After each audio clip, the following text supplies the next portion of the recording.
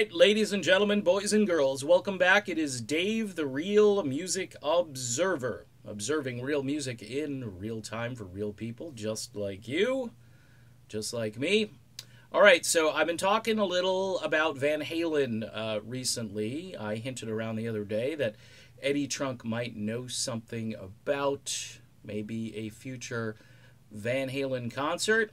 David Lee Roth was in blabbermouth.net talking, at least they had taken an article, some portions, some excerpts from the article, and Roth hinted at some type of Van Halen concert in New York City, possibly at Yankee Stadium as part of a, well, maybe a festival or a tribute or a benefit. I'm not 100% sure.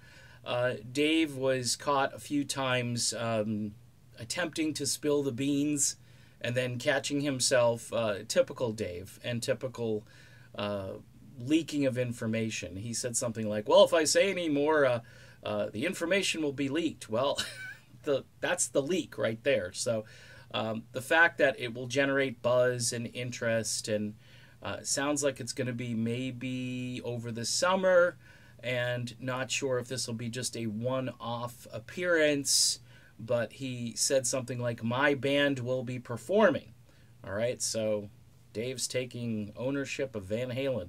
Pretty interesting that Van Halen is, I think they're pretty secure with David Lee Roth as their vocalist. Now, there are a lot of folks that are scratching their heads, you know, as far as Sammy is concerned, but Sammy's out. For whatever reason, it's the Van Halen's versus Sammy, and Sammy's out. He's not in. And I think for whatever reason, Eddie feels better with Dave as singer, even though Eddie said some pretty crazy stuff the last time they were touring together. But, you know, they're still going to work together. So it could be the money that would be a deciding factor, or it could just be the fact that getting a new vocalist or switching vocalists again at this stage of their career is a bad idea. Fleetwood Mac.